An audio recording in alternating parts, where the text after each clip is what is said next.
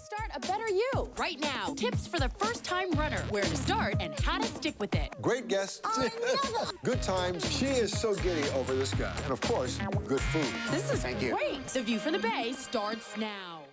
Talking to your teenage daughters about the touchiest topics. You know, you have a daughter, can be a little bit awkward, uncomfortable, but it doesn't have to be. Here with advice is the author of What Your Mother Never Told You, a survival guide for teenage girls. Please welcome Richard Dudum. Hi, Richard. How are you? Richard. Thank you for having me. You know, I read your book. It was just a great read, a lot of good information, and I noticed it was geared towards the teenagers. It's not like a parenting book. It's more for the teenagers. Why did you do that? You know, our girls need books that are directed at them and that give them information for them. You know, there are plenty of books out there for the parents to read, to understand the teens, but we need a book for our kids that helps them understand themselves. Yeah. How would you get them to read it, though?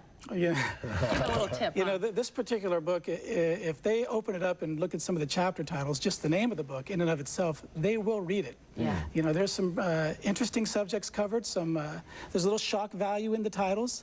It's interesting for the girls, and they take the time and they'll look at it. Okay. Why is it so difficult for parents, especially for dads sometimes with their daughters, to get into these touchy topics? You know, we can only talk to our girls for so long before they realize that we were teenage boys. And so the conversation often gets cut short. My daughter would tell you I still act like a teenage boy. but go ahead, I'm sorry. Well, when it gets to some of the topics that these kids are dealing with, you know, they're in a position where they need good information. Right. Yeah. And oftentimes that information is difficult to discuss. Yeah. That's true. It's easier for them to read. Yeah. How many kids do you have? 4 kids. 4 kids. Two Any girls, of them 2 teenagers? boys. 2 girls, 2 boys, 22, 20, 16, and 14. Wow, you're right in the middle of it. We're in the midst of it. So you speak from experience then in dealing with these topics. We've spent a lot of time listening and talking about these issues. Yeah. So what age do you think that kids should start, you know, thinking about these touchy topics, or these topics should be addressed, whether it comes to sex, peer pressure, all that stuff? At what age do you think it's important to kind of address it? You know, unfortunately, our kids are hearing about these issues at way too early of an age because of the media, the internet, reality TV, music videos. And so the sooner the better. And it's not a one-time conversation. It's an ongoing dialogue with our teens and even preteens. In my opinion, this book should be required reading for high school incoming freshmen. Okay. Now, you have some survival tips for teenagers. The first one is always have a game plan. What do you mean by that? Well, the girls need to understand what they're going to do before they go somewhere, while they're out, and they need to have an exit strategy at the end of the event that they're at. Before they go, I want them to anticipate and avoid people, places, and situations that could put them in harm's way. Understand what's going to happen where they're going, what are the boundaries that they're going to set. While they're out, I want them to know that it's okay to get up and leave if they find themselves in a situation that they're not comfortable with. Yeah. Okay. You know? It's so important. You also suggest that kids, girls, figure out who they are not. Right. What do you mean by that? Well, we're all trying to figure out who we are, and I ask the girls to think about who they're not. If they take the time to really think about what is important to them and what's not, if they decide this is not something I want to do, whether it's sex, alcohol, or drugs, then they're one step closer to figuring out who they actually are. Oh, I see. So if your important. friends are doing something, or your peers are doing something that makes you feel uncomfortable, then you know that's somebody you don't want to be. Well, they need to think about that and make their own decisions based on their expectations, their values. Okay, and you also suggest that they change friends when it's time. Right. When is it time? It's very difficult for our daughters to understand the importance of changing friends, but sometimes the girls you grew up with are no longer the girls who you thought they were. They want to take on different characteristics and do different things that you no longer want to do. And it's okay for our daughters to understand that they can change friends. Yeah. They'll know the right time, and it's difficult to do. They no longer are close, but they can be acquaintances. Okay. Doesn't peer pressure, though, often keep the young girls from becoming who they should be? Right, it does. And if you discuss peer pressure in the framework of misery loves company, then the girls are able to understand peer pressure a little bit better, you know? Yeah, what do you mean by misery loves company? Well, you know, their friends are going to feel an awful lot better knowing that you've made the same mistake as them. And so like bringing you down with them. Right, and so they may not be trying to hurt you, but misery does love company.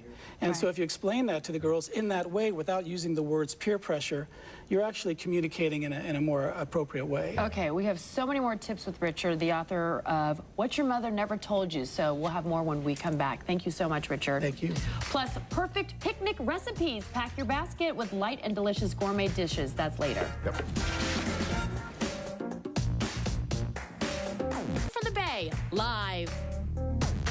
Where we're back with Richard Dudum, the author of this book, What Your Mother Never Told You. And we're talking about basically survival tips for teenagers. And the next tip we have is, you don't owe him Jack. That's the title of one of your chapters. What do you mean by that? Who's Jack? I'm just kidding. I've had some teenage girls ask me who's Jack. We all know as parents who Jack is. You're right, we do. You know, I want the girls to really think about, situations where a boy tells them they're beautiful. I want the girls to know they are beautiful. If he gets you flowers, take the flowers and appreciate them and enjoy them. But you don't have to reciprocate. You don't have to give him anything in return. You don't have to kiss him. Yeah. You could just say thank you.